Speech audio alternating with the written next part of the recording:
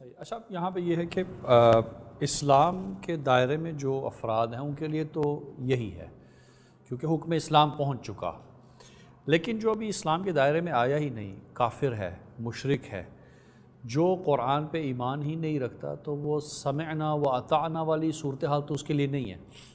دعوت اسلام کس طرح دی جائے؟ کیونکہ وہ سائنس کے اوپر ریلائی کرتا ہے. وہ کہتا ہے مجھے سائنس سے سمجھاؤ کہ خدا کہاں ہے، کون ہے.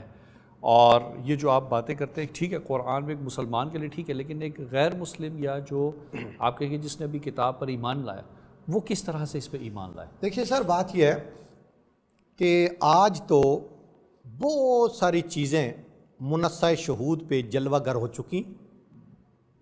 بڑے بڑے کفار صرف مسلمانوں کی ایکٹیویٹیز دیکھ کر امریکہ میں، کینیڈا میں، فرانس میں، یورپین ملکوں میں، انڈیا میں یہ جو کتابیں لکھیں من الظلمات الی النور، علامہ احمد دیدات اور یہ بڑے بڑے لوگ جن کے تذکرے آتے ہیں، عرب کے علماء نے کتابیں لکھی من الظلمات الی النور کہ اندھیروں سے اجالوں کی طرف یہ لوگ کیسے آئے.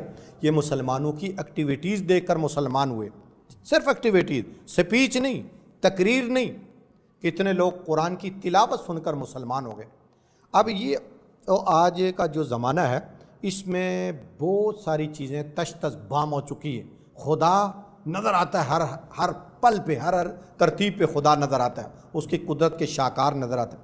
آپ یہ دیکھیے کہ جس وقت بالکل یہ سسٹم نہیں تھا، یہ تعلیم نہیں تھی، یہ ادارے نہیں تھے، اور یہ مکتب نہیں تھے، انسٹیٹیوٹ نہیں تھے، جامعات نہیں تھے، سکول نہیں تھے، رسالے نہیں تھے، کتابیں نہیں تھیں، اور لٹریچر کا فقدان، بلکہ لٹریچر وجود میں نہیں آیا تھا. اس وقت کن لوگوں پر محنت ہوتی؟ مسلمانوں پر تو نہیں ہوتی تھی، کافروں پر ہی آ کر محنت کی جاتی تھی. مثال کے طور پر سیدنا نوح علیہ السلام کن لوگوں پر محنت کی؟ جو لوگ 5 بزرگوں کے پجاری تھے.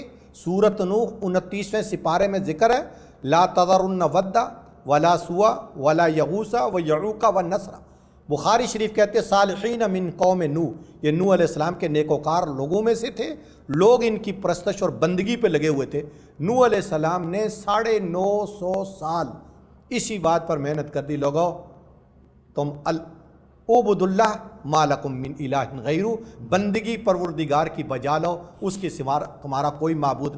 اب جو ان کے کان تھے لوگوں کے، وہ نوح علیہ السلام کے یہ کلمات سننا نہیں چاہتے تھے، ان کی آنکھیں دیکھنا نہیں چاہتی تھی. اسی لیے جب نوح علیہ السلام بآواز بلند اللہ کی وحدانیت اور توحید بیان کرتے تو لوگ کیا کرتے؟ یجعلون فی اصابعہم فی آذانہم، اپنے کانوں کے سوراخوں میں شہادت کی انگلیاں ٹھونس دیتے تھے تاکہ یہ آہنگ نوح ہمارے کانوں کی دہلیز سے نہ ٹکرائے. پھر جب نوح علیہ السلام دیکھتے کہ جناب یہ تو ریئیکشن پازیٹیو نہیں ہے، یہ تو منفی ریئیکشن ہے، تو پھر نوح علیہ السلام انگشت شہادت کے ساتھ آسمانوں کی طرف اشارہ کرتے کہ جس آسمانوں کو وجود دینے والا، یہ تمہارے دائیں بائیں سارا نظام زندگی چلانے والا، اس کو مانو. اب وہ کیا قرآن کہتا ہے وَاسْتَغْشَوْا ثِيَابَهُمْ، وہ اپنے چہروں کے اوپر، آنکھوں کے سامنے کپڑے لٹکا لیتے تھے تاکہ ان کے اشارے بھی نہ سنیں. اب پھر جب اس طرح کا معاند ماحول اور اپوزٹ ماحول اور اس طرح سخت اور متشدد لوگ تھے تو نوح علیہ السلام کیا کرتے؟ انی دعوت قومی لیلا و نہارا، لوگو میں نے شبانہ روز تمہیں دعوت دی، صبح کو بھی دعوت دی، شام کو بھی تمہیں دعوت دی، مگر چھپ کے اور علن، مگر تم نے کیا کیا؟ جی فرارا، رائے فرار اختیار کی، صحیح، تم بھاگے. بھئی دیکھیں 9 دن 9 ہفتے آدمی کسی طرح گزار لیتا ہے، لیکن آپ تصورات کی دنیا میں تشریف لے جائیں، امیجن کیجئے کہ یہ 9.5 صدیاں پیغمبر نے کس استقامت کے ساتھ، کس بہادری کے ساتھ، کس شجاعت اور بصالت کے ساتھ ان لوگوں کا مقابلہ کیا، ڈٹے رہے. اس 950 سالہ تبلیغ اور دعوت کا نتیجہ 40 یا 42 لوگ دائرہ اسلام میں داخل ہو، یا ایک روایت کے مطابق 80 یا 82 لوگ مسلمان ہوں. ٹھیک. اسی طریقے سے ساری ترتیب آپ چلتے رہیں. ابراہیم علیہ السلام کو دیکھیں جن کو جد الانبیاء کہتے ہیں، جن کی نسل میں سے آمنہ کے لال عبداللہ کے در یتیم دنیا میں جلوہ افروز، آفتاب عالم تاب دنیا میں جلوہ کر۔ ابراہیم علیہ السلام کی ساری زندگی جہد مسلسل کے ساتھ گزری، لیکن کوئی بندہ ان پر ایمان نہیں لایا۔ ایک بندہ جس کا ذکر قرآن میں ہے، حضرت لوط علیہ السلام، جو ان کے بھتیجے تھے، قرآن کہتا ہے فآمن لہ لوط، ایک لوط علیہ السلام ان پر ایمان لائے۔ تو یہ 1,24,000 انبیاء علیہ السلام کی جو زندگانی ہے، یہ بھرپور ہے مشقت، محنت، جہد مسلسل اور عمل پیہم کے ساتھ۔ ان میں سے کچھ لوگ اللہ تعالیٰ نے راہ ہدایت پر ڈال دیے اور کچھ لوگ شیطانی راہ پر چل پڑے۔ اللہ تعالیٰ نے ان کے لیے جہنم کا انتظام فرمایا اور جہنم ان کے ساتھ بری جائے گی، اور جو رشد و ہدایت پر آئے بے شک تھوڑے آئے، لیکن اللہ نے ان کو کامیابی، کامرانی اور فائز المرامی جنت کی شکل میں عطا فرمانی ہے۔ اسی طرح نبی کریم علیہ السلام جب تشریف لائے تو آپ دیکھیں کیسا سنگ دلانہ ماحول تھا۔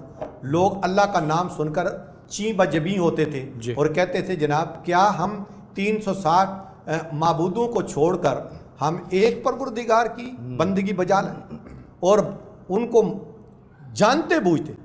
عمرو بن لحی ایک بندہ تھا عرب میں، یہ بخار میں مبتلا ہو گیا، تو افاقے کے لیے کسی نے اس کو کہا ملک شام میں جا، وہاں چشمہ پانی ہے، چشمہ آب ہے، وہاں سے پانی پیو تمہارا بخار چلا جائے گا۔ یہ وہاں گیا اور پانی پیا تو اللہ کی طرف سے بخار تو ٹھیک ہو گیا، لیکن وہاں بت پرستوں کو مبتلائے بت پرستی دیکھا تو ان کو کہا جی کہ یہ بت ایک مجھے بھی دے دیں تاکہ میں وہاں کعبہ میں جا کے رکھوں اور لوگ اس کی پوجا کریں۔ انہوں نے اس کو عنایت کیا، تو پھر ایک انہوں نے عنایت کیا تو یہاں پھر 360 بنا کے رکھ دیے گئے، جو آتا تھا جناب وہ تراشتا اور وہاں رکھ دیتا تھا۔ تو ان بتوں کے پجاریوں پر نبی علیہ السلام نے مکہ میں 13 سال محنت کی، نتیجے میں نبی علیہ السلام کو گھر سے نکلنا پڑا، گھر بار چھوڑنا پڑا، دیس سے بے دیس ہونا پڑا، خانمہ سے بے خانمہ ہونا پڑا، اور مکہ کی فضاؤں پہ آپ نے اداس نگاہوں سے فرمایا، یہ الفاظ ادا کیے کہ اے مکہ میں تجھے نہیں چھوڑنا چاہتا، مگر یہاں کے باشندے مجھے رہنے نہیں دیتے۔ تو آپ نے کس بوجھل دل کے ساتھ مکہ کو چھوڑا۔ لیکن سن 8 ہجری میں جب آپ علیہ السلام 10,000 انسانوں کو لے کے آئے تو وہ 10,000 انسان کہاں سے آئے تھے؟ یہاں سے تو آپ گئے چند انگلیوں پہ گنے چنے جانے والے لوگ، جنہوں نے عقبہ کی گھاٹی میں آ کے بیعت کی تھی، 70 یا 72 لوگ تھے گنتی کے لوگ۔ وہاں جو لوگ تھے انصار گنتی کے لوگ تھے، باقی تو یہودیوں کے ساتھ سارا مدینہ بھرا ہوا تھا، چاروں طرف یہودی آباد تھے، مسلمان انگلیوں پہ گنے جا سکتے تھے۔ اب آپ دیکھیں کہ مارکہ بدر ہوا سن 2 ہجری میں، 313 لوگ شریک ہیں۔ سن 3 ہجری میں مارکہ احد ہوا، کتنے لوگ؟ لاکھوں کی تعداد تو نہیں تھی، چند ہزار کی بات۔ بالکل جب خندق کھودی گئی تو 3,000 جانثاروں نے خندق کھودی 20 دن میں، تو کتنے لوگ تھے؟ پھر جب آیا جناب سن 6 ہجری صلح حدیبیہ میں جب جا رہے ہیں عمرہ کرنے کے لیے، تو 1400 جانثار آپ صلی اللہ علیہ وسلم کے جھنڈے کے نیچے جا رہے ہیں۔